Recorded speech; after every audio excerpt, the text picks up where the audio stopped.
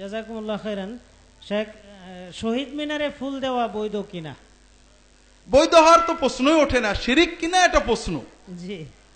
বিষয় হলো শহীদ মিনারে কেন ফুল দেব না, এটা বাঙালি সভ্যতা। বাঙালি কখনো শহীদ মিনারে ফুল দিনি, শ্রীকৃষ্ণও দিইনি, রবীন্দ্রনাথ ঠাকুরও না,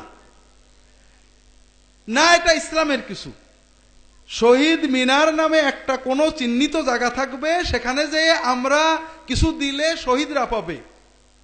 যদি আমি আস্তিক হই তাহলে শহীদদেরকে কিছু দিতে হবে ধর্মের মাধ্যমে।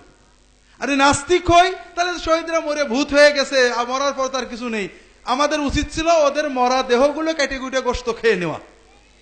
এই মাটির তলে দিয়ে পচায় নষ্ট করা এটা মানবতার ক্ষতি হয়েছে। বিষয় হলো যদি আমরা শহীদদের কল্যাণ চাই ধর্মের মাধ্যমে করতে হবে।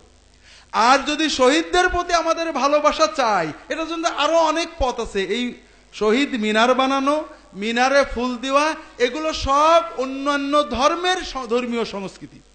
এই জন্য এটা বৈধ নয়। যারা করেন তারা শিরকি কর্মের অনুকরণ করার কারণে গুনাহগার হবেন। তবে যেহেতু তারা ওখানে কোনো দেবত্বের ভক্তি করছেন না, আশা করি মুশরিক হবেন না। তবে এটা গুনাহের কাজ না।